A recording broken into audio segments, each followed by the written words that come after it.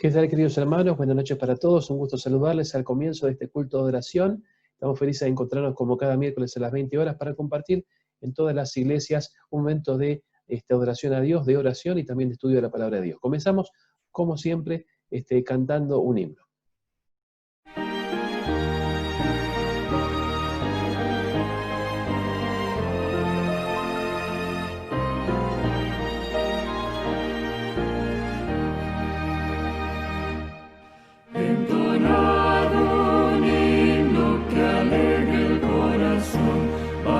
Pronto a nuestro eterno hogar, porque pasará esta noche de aflicción. Vamos pronto a nuestro eterno hogar. Vamos pronto, sí, vamos pronto, sí, a cruzar el fiero mar. Tras la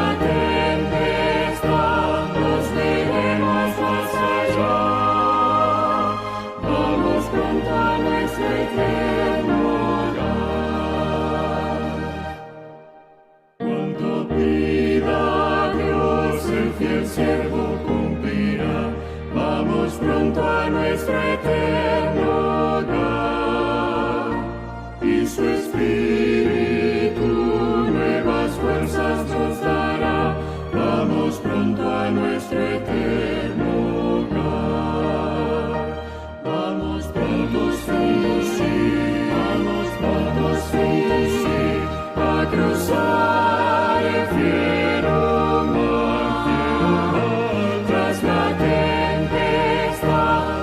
Veremos más allá. Vamos pronto a nuestro eterno hogar.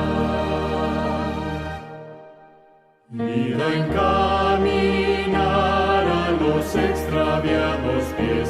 Vamos pronto a nuestro eterno hogar. El amor de Cristo enseñad con sencillez. Vamos pronto a nuestro eterno hogar. Vamos pronto, sí, vamos pronto, sí, a cruzar el fiero mar.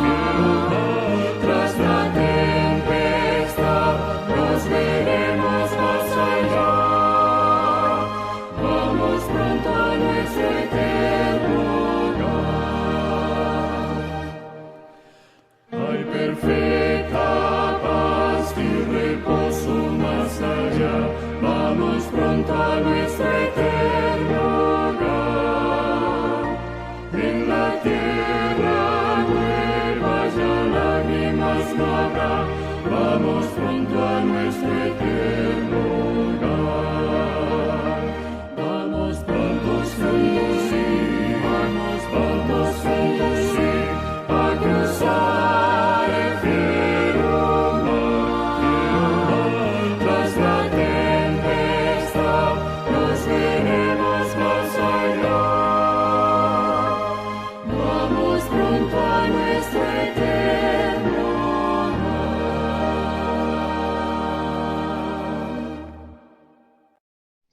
Muy bien, luego de haber cantado este himno, vamos a tener la oportunidad de orar juntos, así que vamos a tener un momento de la parte instrumental para orar en forma particular, llamar a algún amigo para orar si estamos solos, o poder orar en familia, y luego de ese momento vamos a tener todos juntos una palabra de oración.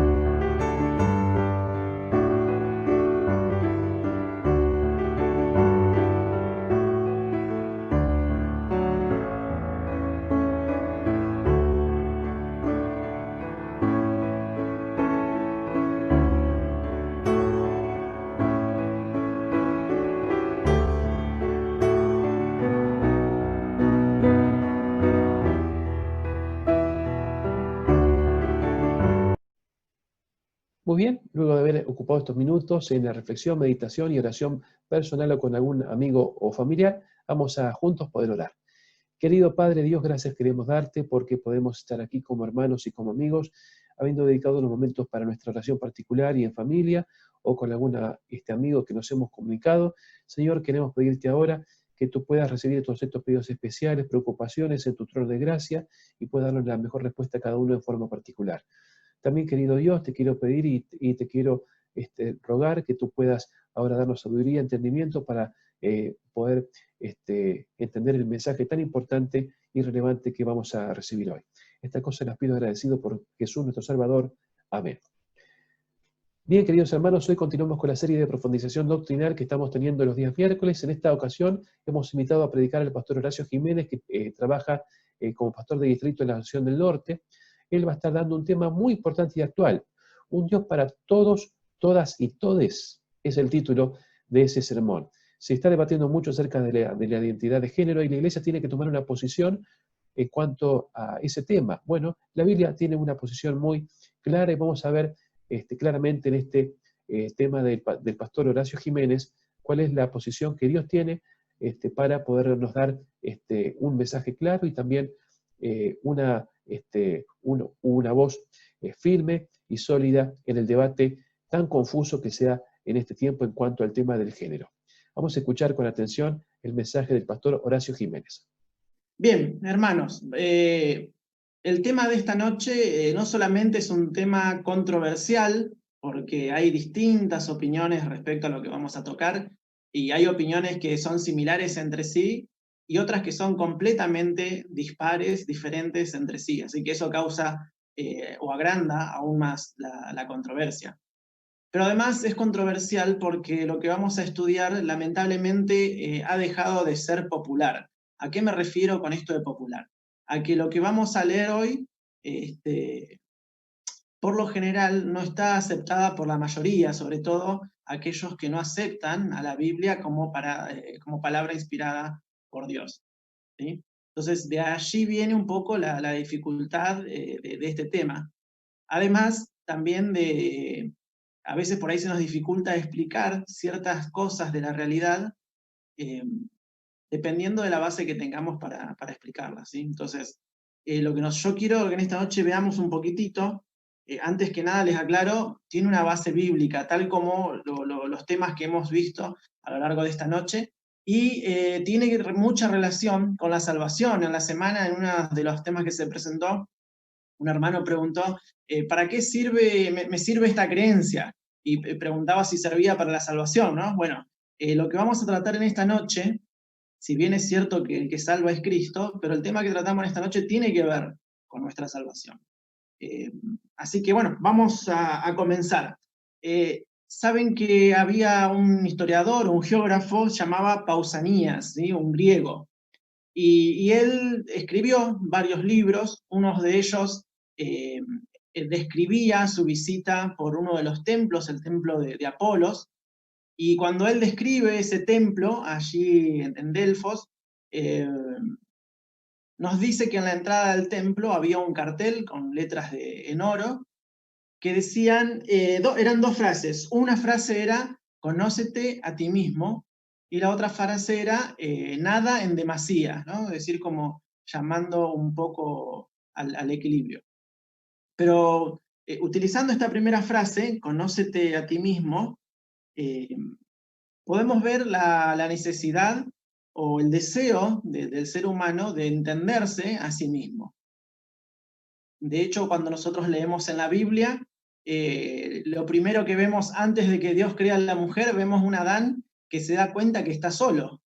¿Y cómo se da cuenta que está solo? Y bueno, para darse cuenta tuvo que haber empezado a comparar, ver similitudes, semejanza. Bueno, acá hay un simio, tiene los 5 dedos como yo, pero no es igual que yo. Bueno, empieza a autoexaminarse y se da cuenta que finalmente en toda la creación no había nada como él, y entonces se sentía solo. Entonces, esa búsqueda de poder conocernos a uno mismo, poder entendernos, esa autorreflexión, nace no con los griegos o no con nuestra sociedad actual, sino que ya nace desde el principio mismo de la creación del hombre. Ya nacemos con esa capacidad de querer saber más de nosotros mismos y a la vez saber más también de nuestro Creador. Lamentablemente después el pecado va a cambiar un poquitito eso, ¿está bien?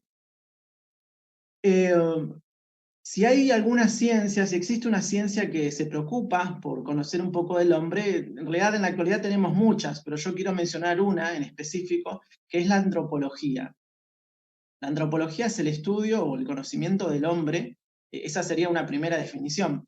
Pero me gusta una definición de un científico, un filósofo, epistemólogo argentino, Mario Bunge, se llamaba este científico, falleció a comienzos de este 2020, 100 años llegó a vivir este hombre, y entonces él nos dice que la antropología, y lo voy a leer aquí, es una ciencia biosocial, ¿sí? Biosocial porque porque se encarga de la parte biológica, física del ser humano, y social porque contempla a ese ser humano dentro de una cultura, ¿sí? Entonces, la antropología lo que busca es entender al ser humano, pero no solamente solito, sino también dentro de una cultura. Entonces, hasta acá podríamos hablar de una antropología secular o evolucionista, porque la mayoría de los conceptos de antropología son evolucionistas. Sin embargo, nosotros como adventistas del séptimo día tenemos otra visión de antropología, y entonces allí ya estaríamos hablando de antropología bíblica o antropología teológica. Es decir, nosotros vamos a ver al ser humano desde la perspectiva de Dios o acerca de cómo Dios presenta los orígenes del ser humano en su palabra. ¿Está bien? ¿Qué es lo que dice Dios acerca del ser humano en la Biblia, en su palabra? Hay dos materiales que me gustaría recomendarles. El pastor Aranda, sé que ya lo hizo en las noches anteriores, y les recomiendo dos materiales de referencia que me parece que para mí son básicos. ¿Está bien? Si usted no lo tiene todavía en su biblioteca impreso, búsquelo por internet, en archivo digital, un PDF, pero buscar la forma de poder tenerlos porque realmente ayudan, contribuyen a nuestro conocimiento.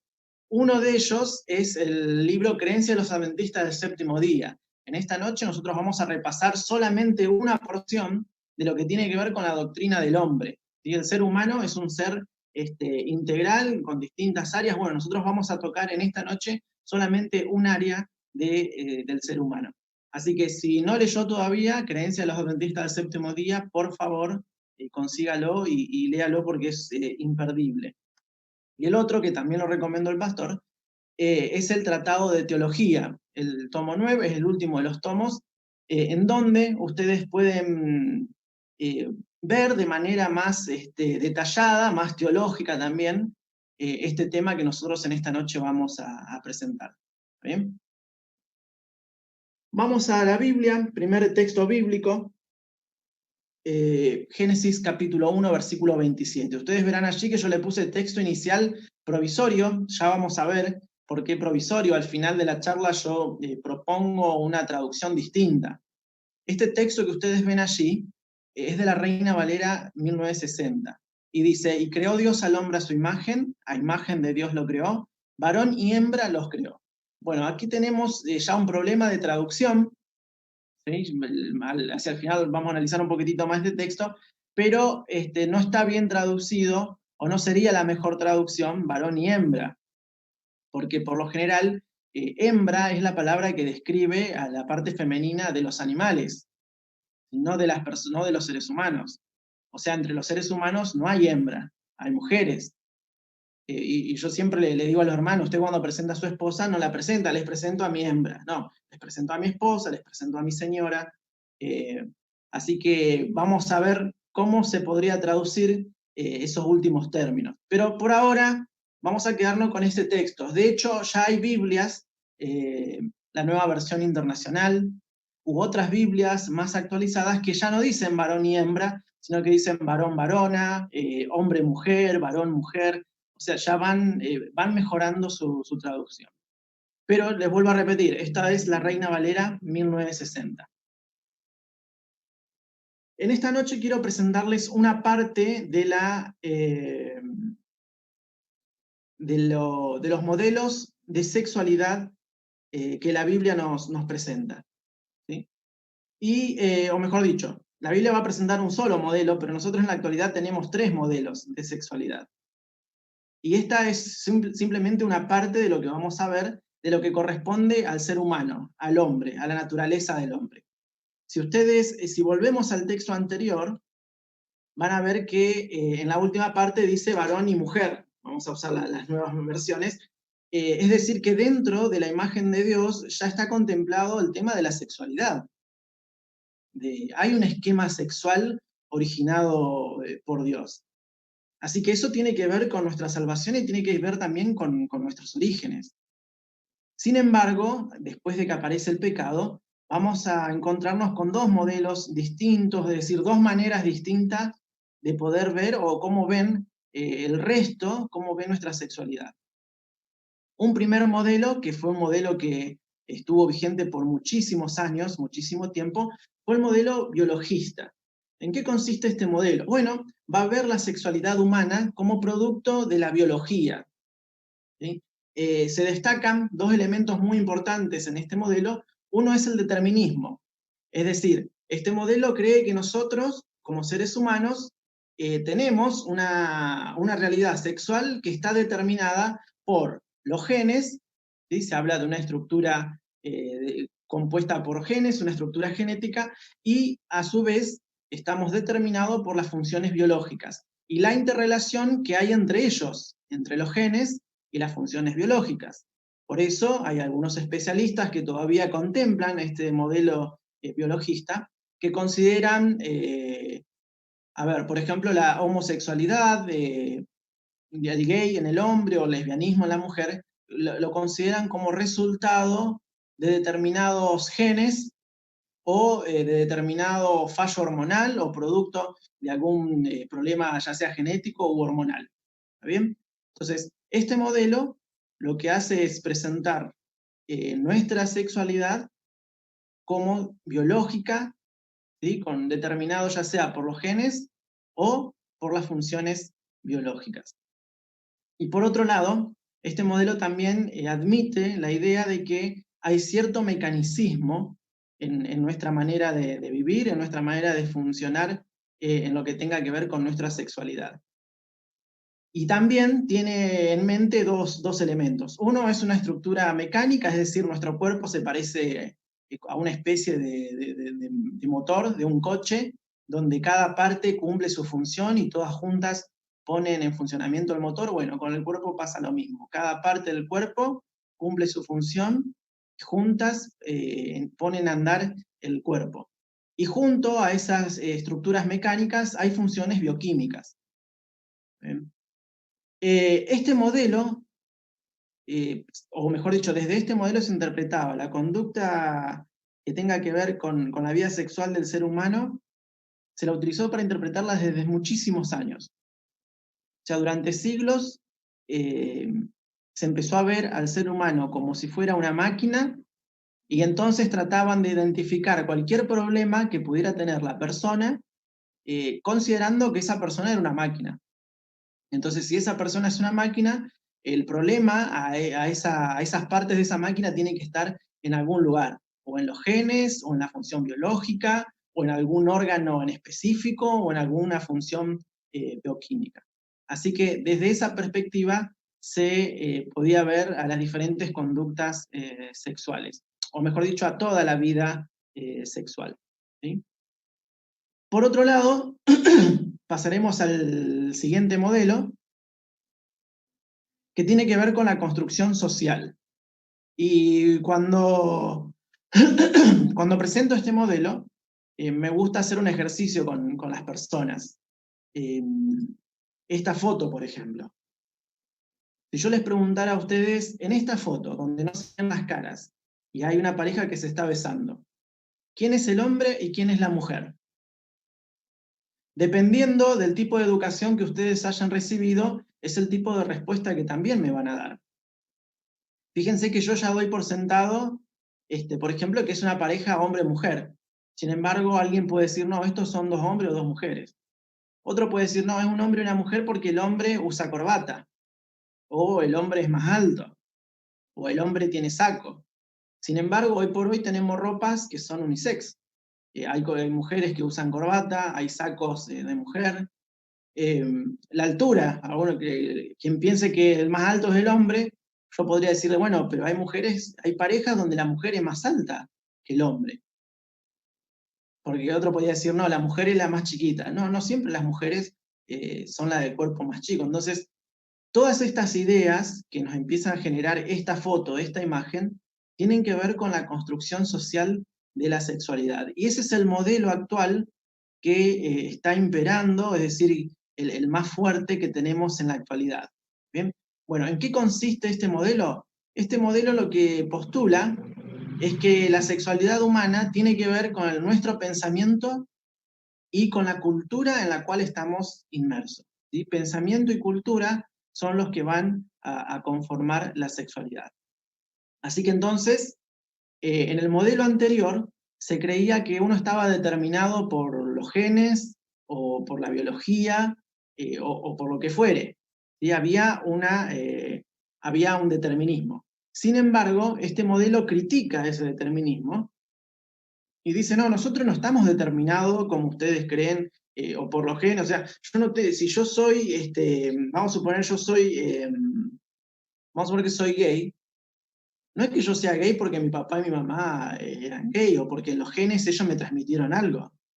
Yo tengo la posibilidad ahora de poder elegir.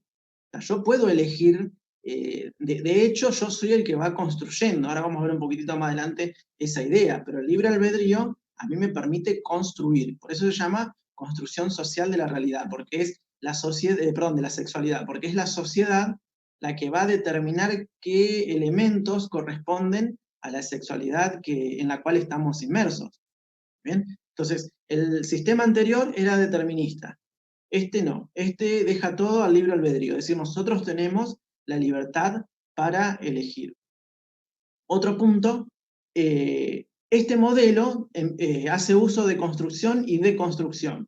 Construcción, porque comienzan a haber nuevas palabras que intentan explicar determinados elementos puntuales de la conducta sexual del ser humano. Entonces acá ustedes se van a encontrar con identidad de género, ideología de género, orientación sexual, bueno, que son todos términos que se crean en este modelo para intentar explicar determinados comportamientos. O bien se producen deconstrucciones, es decir, se toman ideas que ya estaban y se les da un nuevo significado. Una deconstrucción podría ser la palabra familia. Justo el pastor estaba preguntando por mi familia. Fíjense que yo, dentro de familia, incluía a mi perro. Y hace 50 años atrás habría que preguntarse si alguien en la familia incluía al perro. O si alguien podría decir, no, mi familia, el concepto de familia funcional, por ejemplo. ¿Qué es una familia funcional? Un papá, una mamá y 2 hijos o 3 hijos es una familia funcional, o sea que si yo no tengo papá, no soy funcional, soy disfuncional. Bueno, todos esos conceptos que antes estaban demarcando una determinada característica, ahora van desapareciendo o se van deconstruyendo. ¿Bien? Convengamos que tanto el modelo biológico como este modelo actual tienen sus elementos positivos. ¿Bien? Tienen sus elementos positivos, no podemos decir que está todo mal. No, hay elementos que son correctos, son ciertos y son buenos. Como yo le decía en el caso de la familia, ¿no? Esto que vos agregás al perro. ¿Y por qué el perro no puede ser parte de mi familia? El problema con este modelo es que también se abren las puertas para considerar algunos otros elementos que si no tenemos la Biblia no sabemos decir si están bien o están mal, o si se puede aceptar o no. Si una familia en el otro modelo consistía en un papá y una mamá, ¿por qué yo no puedo tener 2 papás? ¿O por qué no puedo tener 2 mamás? El chico que se cría en una familia donde tiene 2 padres porque los padres son homosexuales, ese chico va a ser infeliz, no va a poder adaptarse a la sociedad, va a ser un lastre, va a ser negativo. Bueno, todas esas inquietudes surgen en este modelo y la sociedad se va a encargar de ir poniendo estos modelos también a la par de los conceptos de familia que nosotros manejábamos desde la perspectiva biológica. En este modelo es donde nace el lenguaje inclusivo, ¿tá? Porque se necesita una base teórica para tratar de explicar la sexualidad. Así que en este modelo se cree de que no existe solamente masculino y femenino. O sea, no hay solamente hombres y mujeres. Como yo puedo, con mi libre albedrío y con mi mente, como sociedad, yo puedo crear lo que tiene que ver con la sexualidad, entonces, como hay múltiples pensamientos, también hay múltiples sexualidades. Y si ustedes me dicen a mí que haya, el hecho de que haya hombre y mujer está bien, y bueno, yo les podría decir que está bien que haya otras múltiples sexualidades, porque ustedes tienen razón y yo también tengo razón, y cada uno de nosotros tiene su propia verdad, y bueno, y demás. Todas esas ideas son parte de este modelo, ¿tá? Interesantes algunos pensamientos propios de este modelo. Por ejemplo, ellos critican algunas costumbres de modelos anteriores o que van en contra de cómo piensa el modelo social de la sexualidad. Un ejemplo, ahora que estamos justamente en el mes antes era el Día del Niño, ahora estamos en el mes del niño, ¿sí? ¿Quién dijo que a los varones hay que comprarles un camión y a las nenas una muñeca? ¿O quién dice que el rosado es de la mujer y el azul o celeste tiene que ser para los varones? ¿Quién es el que cree que ese tipo de cosas nos hace más o menos mujeres? De hecho, bueno, no se ve mucho por Zoom, pero yo ahora tengo una camisa rosada, de clarita, y eso no significa que yo no sea hombre. Entonces, esos son los postulados que este modelo empieza a criticar. Empieza a decir, bueno, ¿quién les enseñó a ustedes que hay determinadas conductas que son de hombres y otras conductas que son de mujeres? Esas conductas las determina cada cultura. Y para darles un ejemplo más concreto, yo vivo en una provincia actualmente, Misiones, donde por la cultura, por ejemplo, los hombres no se dan besos. Yo soy de Buenos Aires, y en Buenos Aires sí nos damos besos, así que cuando vine acá me tuve que acostumbrar a que los varones no nos damos besos, nos saludamos con la mano, ¿está bien? Ahora lo curioso es que cuando el de Misiones, el misionero va a Buenos Aires y está un tiempo allá, ¿qué hace? Cuando va a saludar a otro hombre, al principio le da la mano, pero después con el tiempo le empieza a dar besos, ¿sí? Se adapta a la cultura de allá. Entonces, este modelo lo que dice es, fíjense cómo las culturas van dándole forma a la conducta de las personas. Y la sociedad o la cultura no solamente puede formar una costumbre común y corriente como un saludo, también puede formar la vida sexual del ser humano. Así que lo mejor, va a decir este modelo, lo mejor es que cada cultura determine lo que considere que es propio de cada sexo. Y que no solamente hay dos sexos, sino que hay múltiples sexos porque hay múltiples pensamientos. Hay un tercer elemento dentro de este modelo y que tal vez ustedes estén más familiarizados. Hubieron muchos movimientos sociales, ¿sí? Pero el más conocido, al menos en esta área, o el que más ha prevalecido, fueron los movimientos feministas. ¿Ven? En este punto a mí me gustaría aclarar algo. Yo sé que hoy por hoy muchos en su mente manejan la idea de que el feminismo es algo negativo, ¿tá?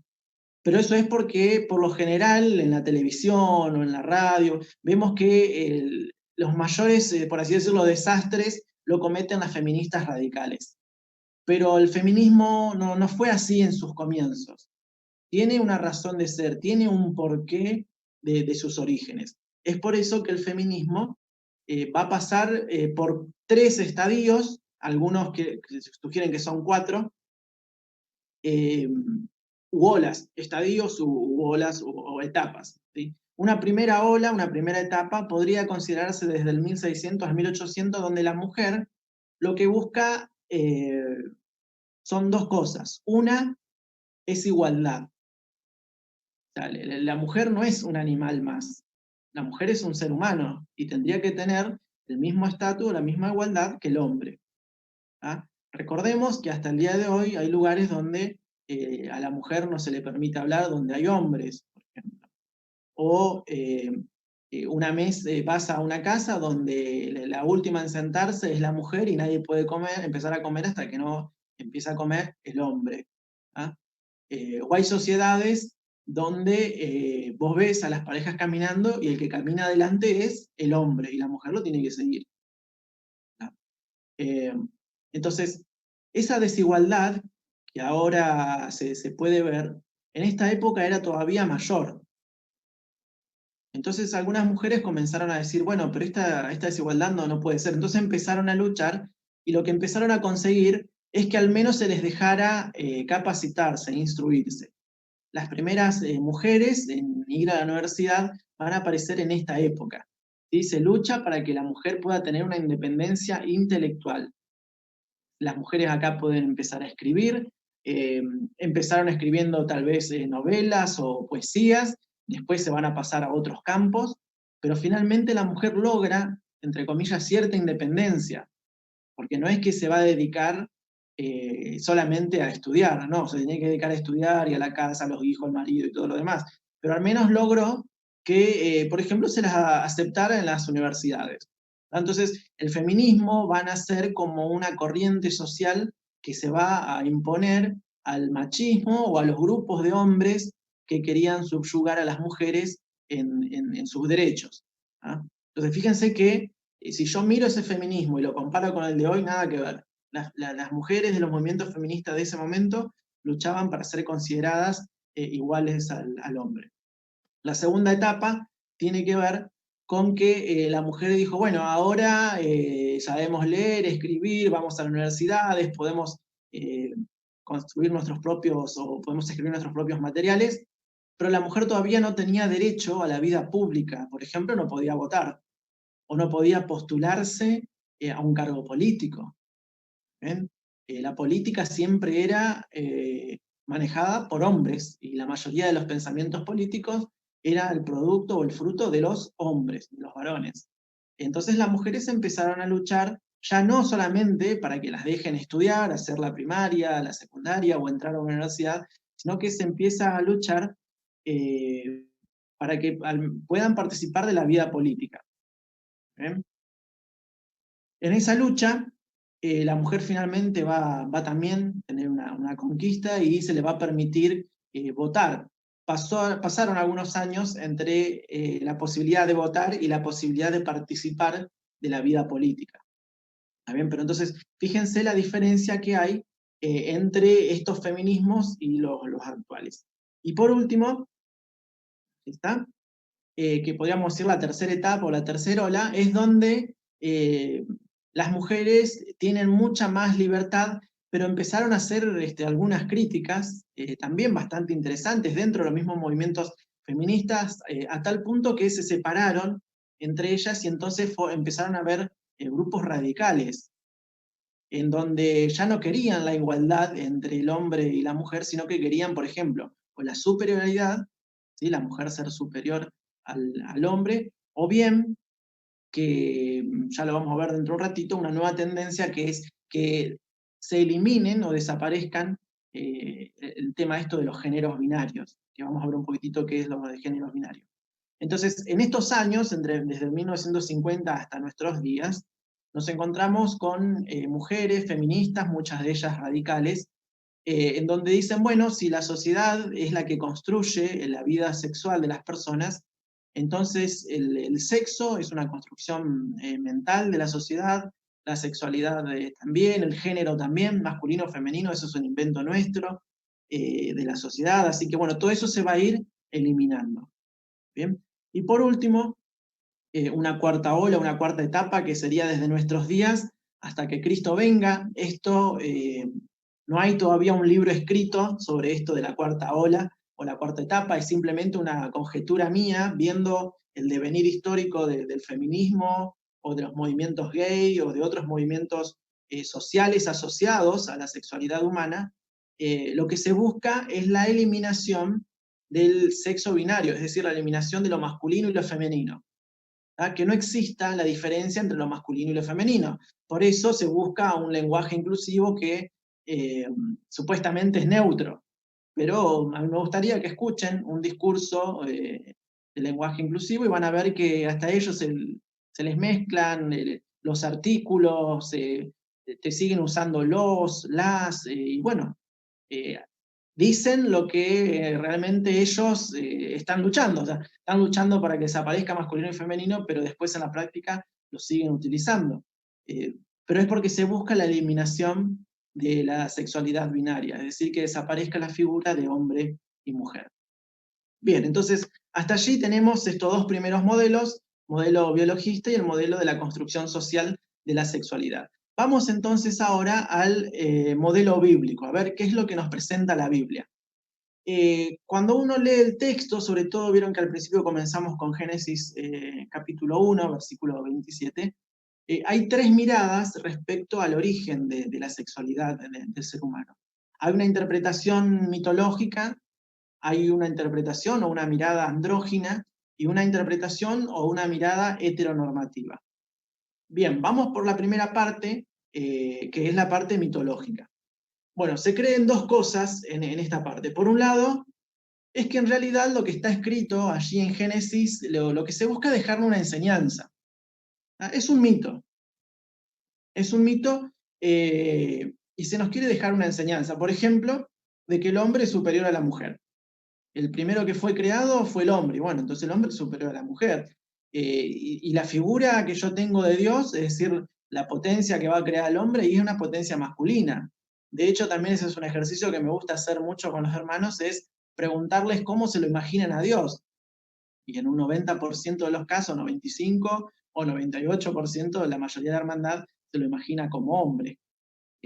Siendo que cuando uno busca en la Biblia no hay solamente, cuando se refiere a Dios, una imagen masculina, hay también una imagen femenina, pero bueno, eso tiene que ver con nuestro concepto de Dios. Así que estas personas que toman la creación del hombre y su sexualidad como una mitología, dicen de que, bueno, simplemente se nos quiere dejar una enseñanza, y que Génesis capítulo 1, versículo 27, y Génesis capítulo 2, 21 al 25, son dos relatos de dos mujeres diferentes. Interesante, si alguno por allí tiene la oportunidad, busque un poquitito, estaría bueno leer, en este caso la mitología, por ejemplo, la historia de Lilith. Ellos dicen que en Génesis capítulo 1, versículo 27, Dios, antes de crear a Eva, creó primero a Lilith. Pero como Lilith se rebeló, ¿sí? Como se rebeló contra el hombre, bueno, Dios la castigó, y entonces allí aparece recién Eva, que Eva no se va a rebelar contra el hombre. Pero bueno, interesante porque muchos movimientos feministas teológicos, religiosos, toman esta interpretación mitológica y dicen de que, bueno, la historia de Lilith en Génesis 1:27 es un ejemplo bíblico para demostrarnos a nosotros de que la mujer ya desde el comienzo de la historia bíblica busca separarse o luchar contra la desigualdad con respecto al hombre. Bueno, eso es una interpretación mitológica. Luego hay una interpretación andrógina, es decir, hay personas que cuando ven la creación del hombre y de la mujer, del ser humano, ven una interpretación andrógina. ¿Qué quieren decir con esto? Bueno, esto es interesante porque se da lugar a la plurisexualidad. Es decir, no solamente nos vamos a encontrar con hombre y con mujer, sino que entre el hombre y la mujer aparecen dos categorías que son el andrógino y el tum-tum. Sobre todo hay ciertos grupos judíos que cuando leen la escritura interpretan de que en el principio Dios creó a un ser andrógino. Es decir, que en un mismo ser estaban estas cuatro categorías. En algún determinado momento Dios los separa. Vieron que Génesis 2 dice de que Dios le dio un sueño profundo a Adán y de allí sacó a la mujer. O sea que Dios separó a este ser andrógino y entonces se dio lugar a estas cuatro sexualidades. Además del hombre y la mujer, estaban el andrógino y el tum-tum. Tum-tum todavía se sigue estudiando, la palabra se traduce como ser oscuro o difícil de reconocer, Es decir, no sé, cuando uno veía un tum-tum no sabía si era un hombre, una mujer o qué es lo que era, a simple vista no se podía identificar, entonces a ese tipo de gente se la categorizaba como tum-tum. Y tanto el andrógino, que vendría a ser un hermafrodito, que puede tener órganos sexuales, que tiene órganos sexuales tanto del hombre como de la mujer, órganos internos y externos, los dos tenían un trato específico dentro del pueblo de Israel, y bueno, la Mishnah, el Midrash, todo eso van a comentar qué era lo que se hacía con estas personas cuando se encontraba dentro del pueblo, ¿sí? Qué era lo que tenían que hacer.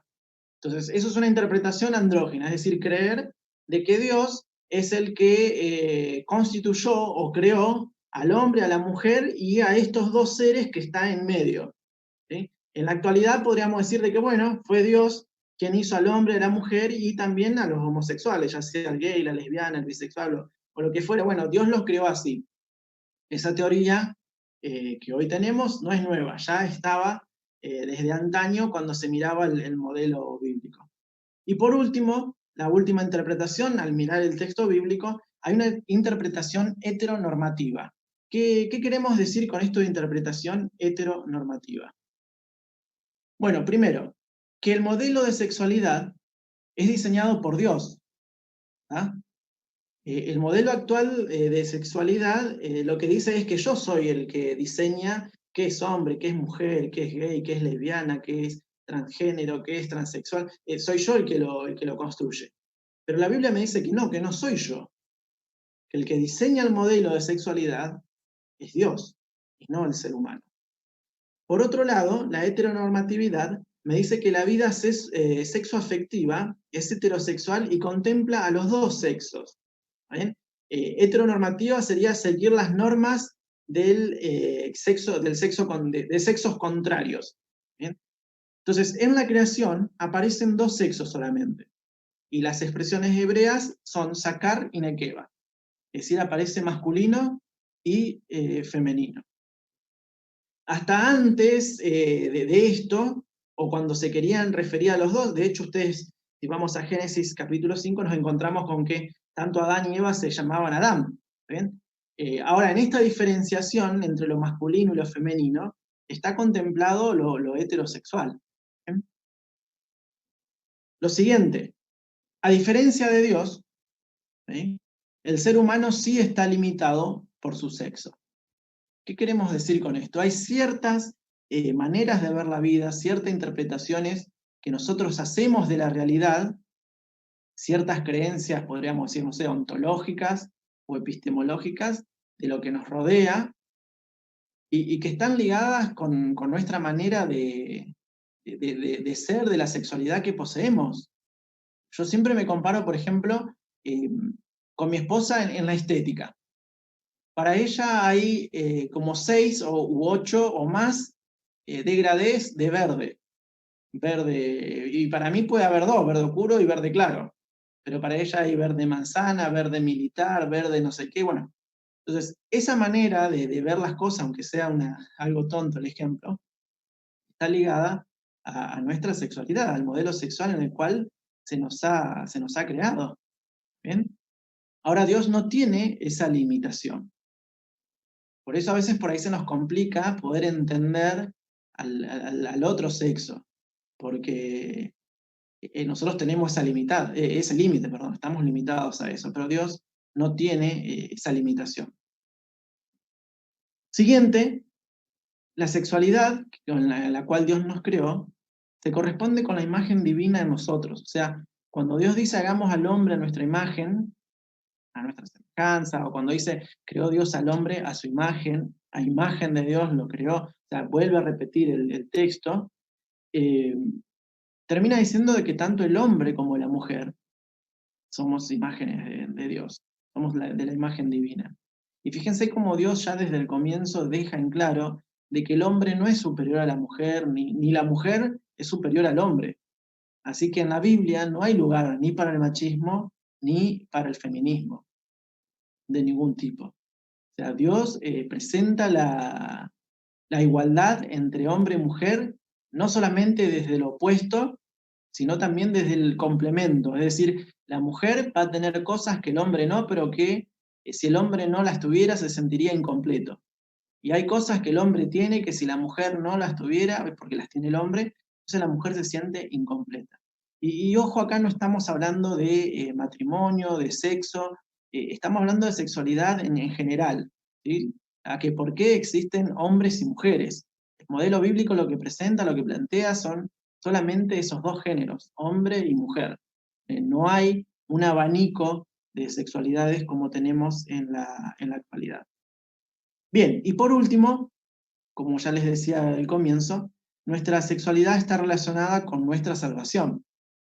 Allí están los textos que ustedes pueden buscar después si quieren. Mateo 19, 4 y 5 tienen que ver cuando a Cristo le hablan acerca del divorcio.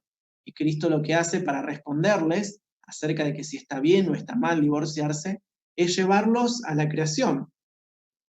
O sea, Cristo le dice, bueno, ustedes ahora se divorcian, pero no fue así al principio. ¿Y cómo fue al principio? Bueno, al principio fue masculino y femenino. Por eso yo les decía, la traducción que les propongo de Génesis 1:27 sería que los creó Dios al hombre a su imagen, a imagen de Dios lo creó, masculino y femenino los creó. ¿Sí? Y Cristo va a llevar la mente de sus discípulos y de sus oyentes a ese modelo primigenio. Y en 1 Corintios 6:9, Pablo nos vuelve a recordar de que nuestra sexualidad tiene que ver con la salvación. De hecho, vieron que comenzamos hablando de antropología, por allí algunos dicen, bueno, ¿pero qué tiene que ver la antropología con la salvación? Tiene que ver, porque si yo considero que nací de la nada, o que soy descendiente de un mono, entonces Cristo no tiene nada que hacer conmigo. Sin embargo, la Biblia, sin embargo, Dios en su palabra me dice que yo no soy descendiente de un mono, bueno, que me puedo parecer a un mono, ¿no? Pero no soy descendiente de un mono, no nací de la nada, de una larva, o porque hubo una explosión, no.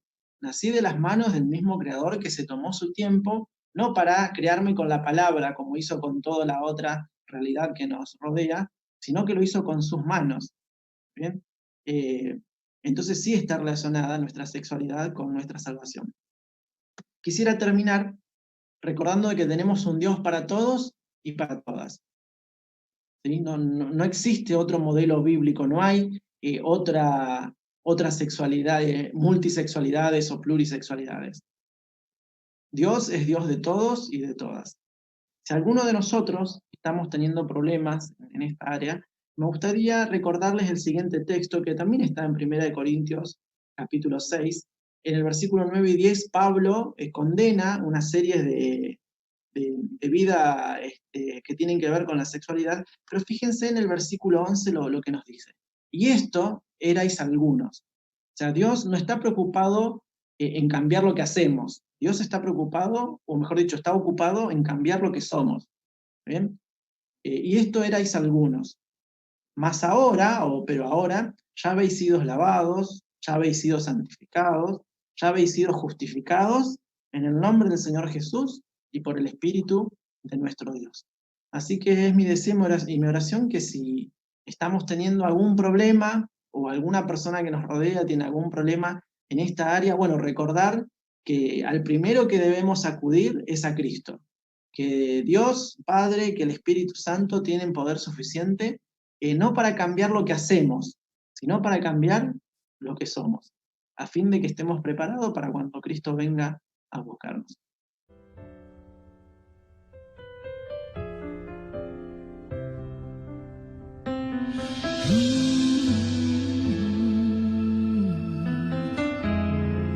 Corazón sufrido, molido, sin fuerzas mi reacción, partido, destruido, necesita una reparación, ya no sabe más dónde ir, ya no puede ni sonreír. Corazón pesado y dañado, viviendo en la aflicción, muy solo, vacío, sediento de amor y atención, va buscando una explicación, va sin rumbo, sin dirección. restaurar tu corazón, reescribir cualquier canción que el pecado silenció. Él quiere que vuelvas a nacer, lo que perdiste rehacer y darte un nuevo amanecer.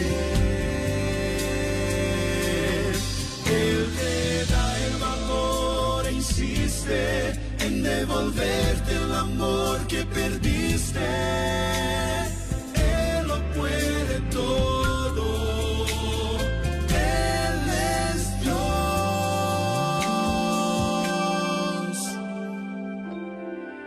Pero si estás triste y resistes, dices no a ese amor que llama, que invita, que te busca como un pastor.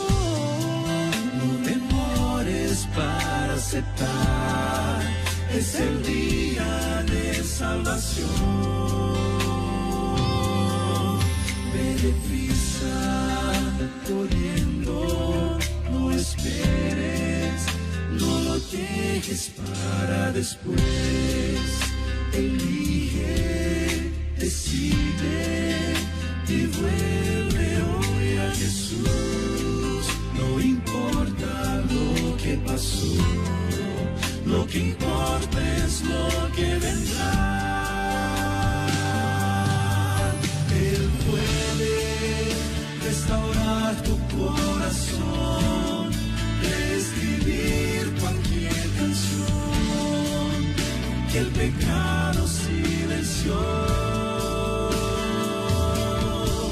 Él quiere que vuelvas a nacer, lo que perdiste rehacer y darte un nuevo amanecer.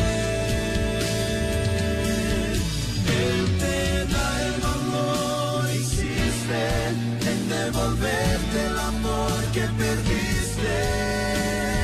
Él lo puede todo, Él es Dios. Para Dios nada es imposible. Él es el gran Dios. Él puede restaurar tu corazón, reescribir cualquier canción.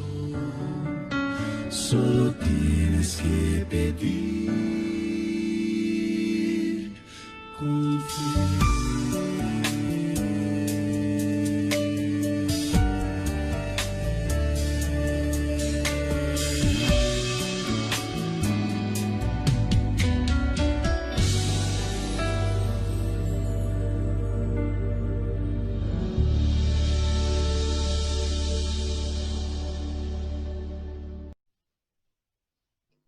Bien, agradecemos a Dios por este mensaje tan claro, tan oportuno y relevante. La Biblia tiene que tener, y realmente tiene un mensaje y algo que decir acerca de los principales temas que se van debatiendo en la sociedad actual, y es importantísimo poder tratar estos temas porque también nosotros tenemos que ser responsables por lo que testificamos delante de otras personas. Así que gracias al pastor Horacio por haber compartido un tema tan importante con nosotros en esta noche.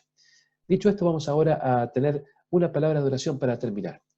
Querido Padre, gracias queremos darte por esta noche que hemos podido reunirnos como iglesia y como familia para estudiar juntos, orar, cantar y poder haber compartido un mensaje claro de la palabra de Dios. Gracias porque tu palabra ilumina toda la historia y todo lo que el ser humano va a debatir o por lo cual se va a preocupar en el pasado, el presente y hasta el mismo fin. Querido Padre, síguenos acompañando en esta semana que está transcurriendo y pedimos que nos des también en esta noche un buen reposo. Oramos por todo esto agradecidos en el nombre de Jesús. Amén.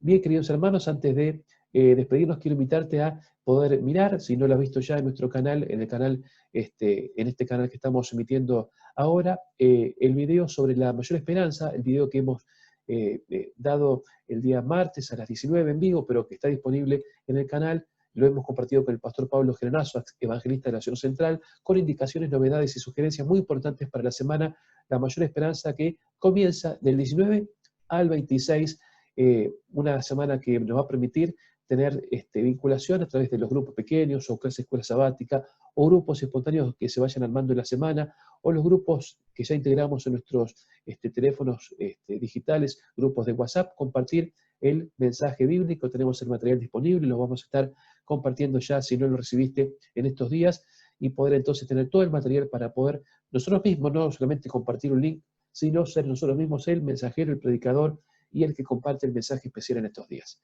Muy bien, vamos a despedirnos y te esperamos el próximo viernes cuando baje el sol en este mismo canal para recibir juntos el sábado. Que Dios te bendiga mucho y buenas noches.